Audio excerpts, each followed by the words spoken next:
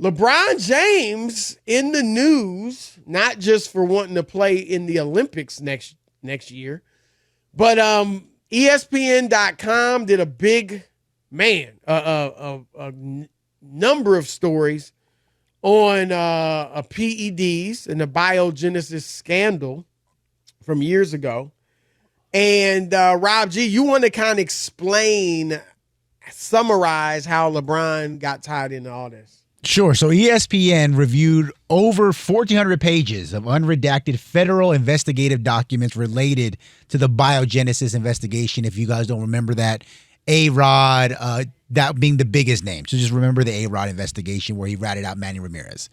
And during their ESPN's review of these documents, two other names came up that have ties to LeBron James and the James family.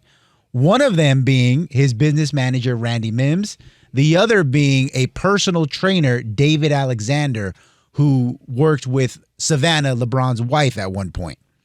Now, ESPN was told, full disclosure, by federal authorities, they found nothing to suggest that LeBron James or was provided PEDs by Mims or Alexander, and that Mims was using PEDs to help his own fitness journey, which he had eventually stopped after about 2 months because he didn't like the way it made him feel. If you don't know who he is, testosterone. He's help him lose weight. A heavy set guy, and he wanted to kind of lose some weight and get tightened up.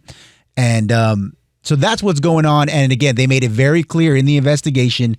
Nobody part of the investigation, a DEA, anybody, thought that LeBron James was provided either by these two or anybody else with PEDs, but as we mentioned, two people who have close ties to the James clan were mentioned.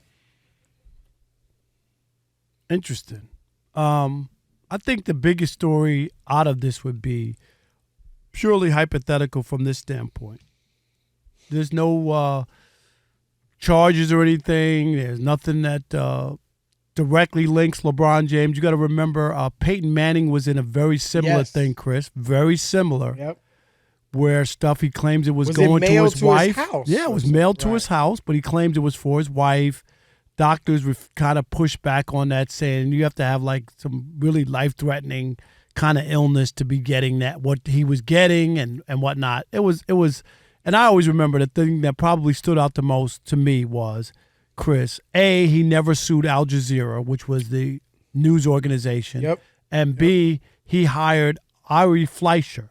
And if you know who he is, he's an attorney, Chris, a public relations lawyer to clean up. His job is to clean up a mess, not to go after anybody. And I always thought that was strange. If they said that I was doing something, you know what I mean, and I'm Peyton Manning, I'm going to make you pay. I got that type of reputation. This could be a direct hit on my legacy. Absolutely. I mean, nothing, it never really... I mean, it was talked about on ESPN. I think I was still at ESPN at that time, so it was news, Rob, but it never really took off. You know what I mean? Right. But I'm just saying, really because for whatever reason, football players, people aren't bothered by football players and juice. But they didn't even say he was used. No. I'm just saying, right. But I'm you're saying, right. You're right. Yeah, it's just a little different for whatever it is. But my point is here, if LeBron just is linked to it, and it's very similar because this is how Barry Bonds got entrapped, Chris, because Barry Bonds never tested positive from baseball, never got suspended, and it was the Balco investigation. His name just happened to be in files, right? His name was in the files when the feds came looking and did a search. Right. That's how he got attached to this whole thing, and obviously it stuck to him. Now we mentioned Peyton Manning. Peyton Manning's a little different in that he's a gee whiz, aw shucks kind of guy. I don't think people hate or have a negative feel for Peyton Manning. This guy hosted Saturday Night Live a number of times. He's got the show now, the Manning cast. Right. People I don't think that he bothers people.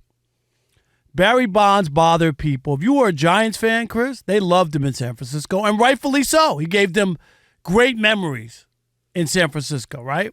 Great. Around the country, other people, and the way he treated the media and just in general wasn't the nicest guy to people. So there was a distaste for Barry Bonds. I think, Rob, first of all, I'll say this. I do think that, like, I don't even say evidence, but there's a much stronger case against Peyton Manning, like using PEDs or whatever, than LeBron. You know what I mean? Like, from looking at, like you said, the stuff was mailed to Peyton Manning's house. All right. And here's the main thing, because you first hear it, I'm sure everybody's first thought is, LeBron's manager. That sounds strange. You know what I mean? But when you read the story, it really makes sense. Like, I mean, Randy, I know Randy well. I played basketball with Randy. And like you said, he's not like obese, but he's a little heavy on the heavy side. And you can see him using stuff to try to, slim down and, get his physique together and all that. And then again, him stopping because it didn't make him the way it made him feel. I would have just told him, Chris, to mix in a few salads. You know what I'm saying? I'm just saying. No, but it makes sense. And the other thing is this, Rob. If this were the NBA who did the investigation on LeBron and Biogenesis, then you might be like, because, Rob, these leagues don't want their superstars attached to stuff like this. Remember in baseball, it wasn't the league. It was reporters breaking stories about these guys. And so the league, I think, would protect superstars if they found out on the low that a guy was doing something. That's just my opinion. But the DEA did the investigation. Rob, if the DEA found something, they're gonna follow it up and let it out. They're not going to, it's LeBron, we can't do. No, the DEA is not going to do that. And so reading the story, to me, it totally clears up LeBron. Like like you said, no evidence that he took anything and that he was given anything from his wife or from Randy Mills. So Mims. So it does clear, I think, like you said, it clears up LeBron.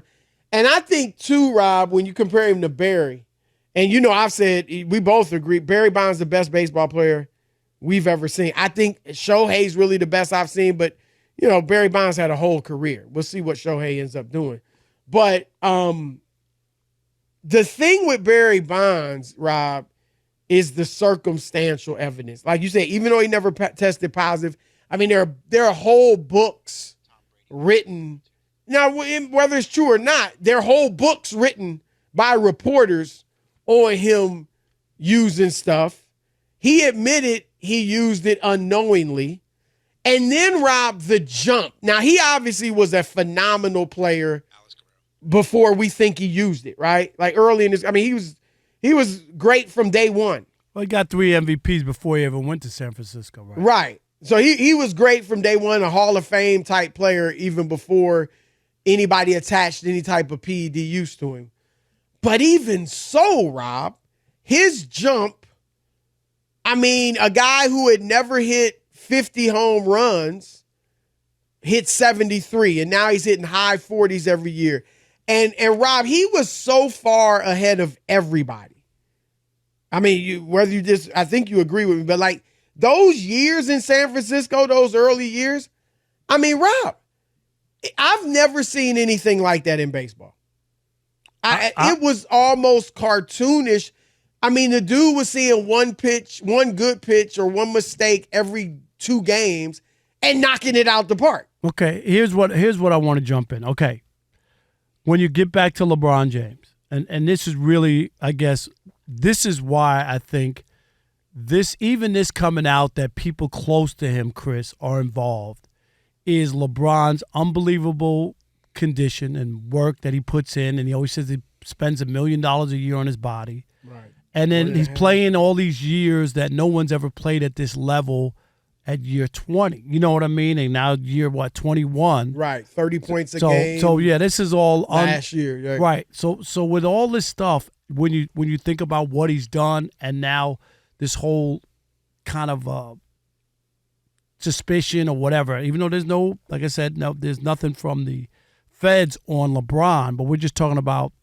I wonder. If you want to say, you're saying that could be circumstantial evidence? Yeah, no. I'm saying that people could use that as. Oh, I'm sure some people will look at that. Right, and that's what I'm saying. Look at that and go, oh, no wonder he's still playing at 21 and playing at a high level. No wonder, he looks the way he does to be that age or whatever, and the wear and tear, or whatever it is. And obviously, and no wonder he breaks down. Guys who have been on it, Chris, when they break down quite often, we see players this happen to. But anyway, my point of the bigger point is, if there was this cloud, do you think it would stick to LeBron the way it's stuck to Barry Bonds? And I say this because, Chris, he's a polarizing figure. While there's some people who absolutely love LeBron, there's another big chunk of the population who can't stand the guy or just doesn't like the guy or whatever term you want to use. I don't think no, I don't. Because, again, I think, and you're right, obviously people can say, man, we've never seen a guy play this well at this age, so use that. But the difference to me between LeBron and Barry Bonds is, as great as Barry was, as I said, Barry took a huge jump in his mid-30s, mid to, heck, late 30s. LeBron has not taken a jump and gotten better at 36. He's just maintained, and we all know, actually, Rob, we've said it many times on our show, he's not as good. His numbers are as good, but he's clearly not as good as he was 6 years ago. And so I think that is one thing that, to me, doesn't equate LeBron to Barry Bonds. And secondly, the body change in Barry Bonds, too. Like, from him, Rob, he was built like who? I mean, people might not remember Alfonso Soriano, but, he was a thin guy early in his career. And then he became looked like a bodybuilder during these years in San Francisco. And so things like LeBron, again, has stayed body, the same and all that stuff. So I just don't think there is the circumstantial evidence of LeBron to attach to LeBron that there is to Barry Bonds. Like, I think, so I don't think it would stick to LeBron. Now, if something really came out, I think you're right, because LeBron is polarizing. I think people jump on him. I still don't, but at this point, there's no reason for people to feel like, oh, he really did something. What I think, Rob, if anything ever came out, I mean, what it obviously would do is end any GOAT talk. You know what I mean? Like, I don't think he'd ever be as kind of outcast as Barry Bonds is, but that would end for sure the GOAT talk.